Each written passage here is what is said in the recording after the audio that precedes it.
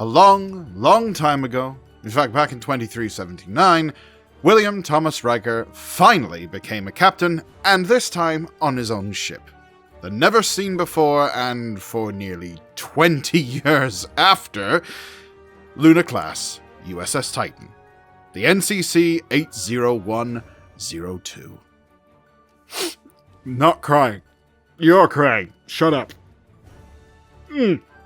Welcome to Trek Central, lords, ladies, and sovereigns. I'm your host, Lieutenant Commander Adam. And don't forget to hit that subscribe button. Yes, fine, I'll stop bothering you about it.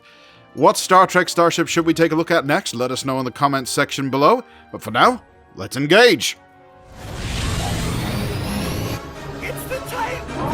What felt like an eternity, after hearing about the ship in Nemesis no less, no one knew what the Luna Class even looked like, until 2005 when it was finally revealed to all in the 2007 Sword of Damocles novel cover and bonus pages. But that was extended canon. It was approved by the powers that be at Viacom CBS at the time, and it may never have come to screen, but it was finally double-tapered and fully solidified by appearing for the first time on screen, cleaning house, and saving the Cerritos from the pack lead. And that's when it truly entered prime canon. Only Riker could be so badass to warp into a fight, fire all weapons, and then declare red alert, presumably while leaning on something. We were not even treated to a live-action version of the Luna Class until Star Trek Picard. However, we would not see the USS Titan, and it seems there was a reason for that.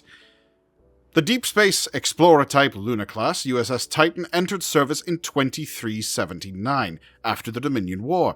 The class was put into development in 2369 at the Utopia Planitia Fleet Yards in Mars. No, at Mars, not on, well, on, not in. Yeah, that. Mars, yes. Following the discovery of the Bajoran wormhole by our favorite DS9 commander, Ben Sisko. It was intended that the ship class would be used to explore into the darkness of the Gamma Quadrant and beyond. However, the threat of the Dominion War forced Starfleet to shelve the project in favor of faster-built ships and kit-bashing. Would you like to know more about kit-bash ships, by the way? We've done a video on that, I think. Who narrated that again? Probably not important. Titan, like all other Lunas, were named after the moons of the Sol system. The Luna fresh off the assembly line had Riker's name all over it. Well, actually it was Titan, but that's besides the point. Carrying on with the next generation style of ship design, the Titan had its saucer leading directly into the secondary hull in a very sovereign-y sort of way, and nacelles that swept back and angled downward much like an Akira. She carried a roll bar mounted interchangeable pod, akin to the Danube or Nebula classes, carrying either sensors or extra torpedo launchers, complementing the Type 11 phaser arrays and quantum launchers she already had, and I would bet it probably always came with the extra launchers. I mean, let's be serious here. Rounding off at 454 meters, making it larger than Voyager, but still substantially smaller than the Enterprise D and E, Lunas can be crewed with around 350 personnel. Titan held, or most likely still holds, the record for the most diverse crew in Starfleet history, with less than 15% of the total staff on board being human.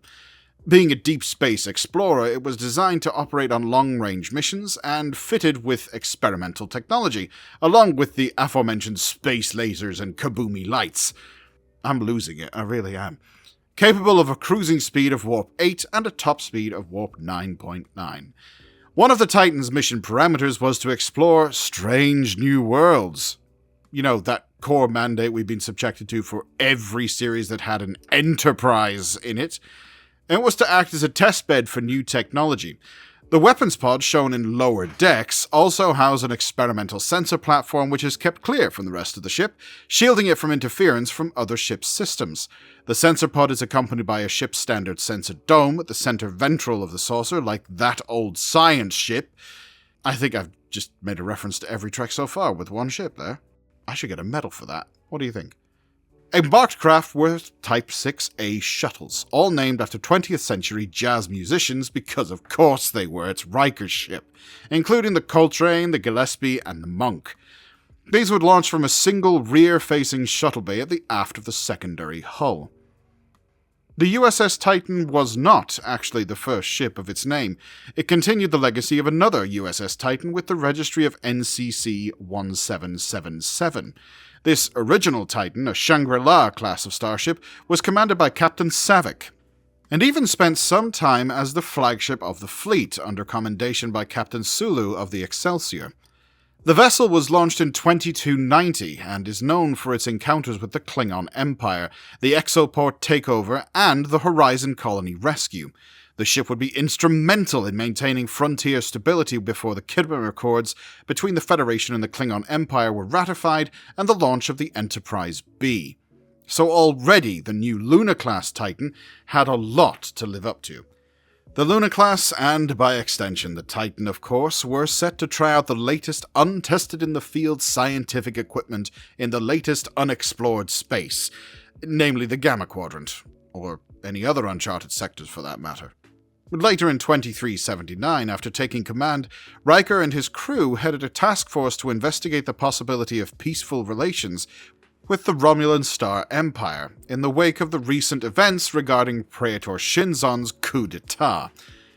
Riker was clearly a fan of sorts in dealing with the Pakled, as he dealt with them previously on the Enterprise D, and numerous times in a short period during his command of the Titan. In 2380, the ship was able to take on 3 Pakled clump ships unaided, where the California-class vessel, such as the USS Solvang and the USS Cerritos, failed, the former being completely destroyed and the latter being extensively damaged for the 877th time. It was shortly after tractoring Cerritos back to space dock for repair and refit that Riker offered a position and promotion to Bradward Boimler aboard the Titan. 3 months later, they were ambushed by 8 Pakled Battle Harpy attack ships, so Riker ordered the ship into an anomaly, whereupon the ship and crew experienced a gluonic disruption, which sounds like a terrible stomach infection. Later, the Titan's crew investigated a Pakled takeover at a Veruvian mining facility on Karzil 4, but were unable to determine if any other powers were involved. During the mission, Boimler was duplicated in the same manner Riker was back in 2361 in a transporter hiccup. However, the duplicate was discovered right away in this case. The first Boimler transported back was considered the original, though completely indistinguishable from the other, who was demoted, and he returned to his duties on the Cerritos. The distortion field's re-engaging! I'm losing him! That's not an option! Rerouting main power, initiating second containment beam! Shuttlecraft incoming from the planet. It's ours. What? That's not possible. We all beamed off. Mr. Boimler? You guys made it! The Pakleds got stuck in the door, so I... Oh, man, a copy of me got transported out? Boo. I'm the transporter clone? Boo. The distortion field must have... Oh, I've heard this tune before. After that, Titan was sent to patrol the far side of the star system of Starbase 25 during the command conference to deter a Pakled attack. In 2381, a freak accident on board involving a toxic neurocrine leak in Will Boimler's quarters caused him to pass in his sleep. Following the traditional space burial in a torpedo casing, he was subsequently recovered by Section 31. As for the Titan herself, she was pulled from active service in 2398, having suffered extensive damage.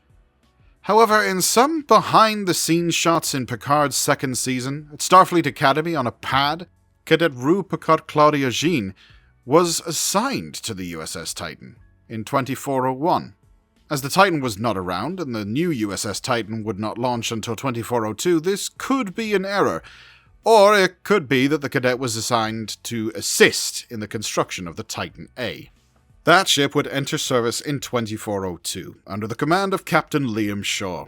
Most of the internal systems would be recovered from the Luna-class Titan and transferred over to this new ship. Commander 7 would also be assigned to the ship sometime after she entered Starfleet officially, under recommendation by Admirals Picard and Janeway. Tactical Officer Lieutenant Matthew Arliss Moura would board the ship in 2404, while the main adventures of the ship seen in Picard Season 3 would take place in 2407. A little Easter egg, kind of, here. In 2367, then Commander Riker was exploring caverns on Alpha Onias 3, captured by the Romulans and put into a holoprogram set in 2383, designed by his expectations of the future. A fictional service record in his quarters aboard the USS Enterprise D shows his promotion to captain in 2370 and his first command being the USS Titan. Note that this is only in the remastered version of Future Imperfect, because the original text was replaced. After Nemesis, everything changed. Data was, dead, air quotes, and the remaining crew were starting to go their separate ways. The first to pick up the ball, run, and deal with the changes were Simon and Schuster, where the Star Trek novels are produced. As the missions, crew, and stories were developed, they took advantage of the fact that the Titan was never shown. They decided to involve the Trek community, and invited fan designers to submit ideas for the ship's exterior configuration. Design parameters for the ship were that it was a mid-sized exploratory vessel, larger than Voyager, but, as we said, smaller than the Enterprise D, but it was being designed around the same time the E would have been, though not built dedicated to combat, as its development would resume after the Dominion War, and it would be a testbed. One Sean Tourangeau, a graphic designer from Colorado Springs, entered on a whim. He had even forgotten he'd entered until he got the call from Marco Palmieri. Who forgets they've poured hours of design time into a Starship for one of the most iconic shows on TV to date? I mean, never mind that it was technically for a book. He drew elements from all his favourite ships, which I'm sure we can all pick out. The most evident was the raised hull around the sides of the bridge, and the protection of the pod and roll bar from the aft. The only way to effectively attack the bridge would be head-on or directly above. He even added small details such as transport emitters, escape pods, hull paneling, and RCS thruster packs. The one thing he struggled on was making the nacelles fit with the rest. He toyed with Voyager-style nacelles and Akira's angled style, which was eventually landed on once he had a helping hand in choosing from his friend, who was a 3D designer, who gave him a glimpse of what the different iterations looked like as a 3D model. Sean's design, one of hundreds submitted, was judged by a panel of the best and brightest minds of Trek, consisting of a trio from Viacom Consumer Products, now CBS Consumer Products, including Palmieri, and Trek designers Sternbach, Drexler, Okuda, and associate producer Dave Rossi. It was pointed out that not only did Sean pay close attention to the brief, but understood the design parameters of the Luna class as well as the contest criteria. Originality, execution, consistency with the concept notes, and consistency with Starfleet style. All points were hit on the head, and it made it truly look like one of the ships of the line, and fitted in seamlessly with established ships like the Enterprise E, Voyager, Defiant, Equinox, and Akira, etc., etc., etc. In the design specs, it had been decided that the ship would not have a saucer, or a multi-vector separation mode, nor would it be capable of landing on any surface. Therefore, other than generating the warp field, the nacelles were made bigger. As if the ship happened to crash land on a planet, they'd have more protection, and the nacelles could be used as skis, I guess? Yeah, why not? Sean even designed his own bridge for the ship, heavily influenced by the Generations Enterprise D, and the E bridges combined. He kept the horseshoe-style tactical, behind the 3 command chairs arranged like the D, but with E's control panels in front of the 2 support command chairs. The dedication plaque even had its own tagline, "Infinite diversity in infinite ways." The bridge that was settled on resembled more of the Cerritos, with hints of the Enterprise D. In the original draft of the Nemesis script, Wesley Crusher was to explain that he was being assigned to the Titan under Riker's command. A further filmed but deleted scene on the Titan showed that he'd made Lieutenant Commander and Assistant Chief Engineer, heading the night shift. It was also to be revealed that the Titan has a double refracting warp matrix with twin intermixed chambers. Wheaton even emailed Sean simply saying, "Nice ship," though to be fair, there are many Starfleet ships that are appealing. Also, just because, the man that gave us the Luna also designed the World Razor for the art that appeared in Picard's Season 2 episode, Penance. What are your thoughts on what happened to the illustrious Luna class USS Titan, for it to be replaced by the Titan A? What was this nebulous final mission that caused so much damage to it to warrant retiring it? And if not explained soon, hopefully Lower Decks catches up to the events of Picard and gives us that answer. That, and the Enterprise E, Rage. As for you, if you want to keep up to date on all the latest Star Trek news, lore, and more, then make sure you hit that subscribe button and never miss a video from the team here at Trek Central. You can also follow us on social media or join the community Discord server. For now, I've been Lieutenant Commander Adam. Thanks for watching, and we'll see you next time. Live long and prosper, my friends.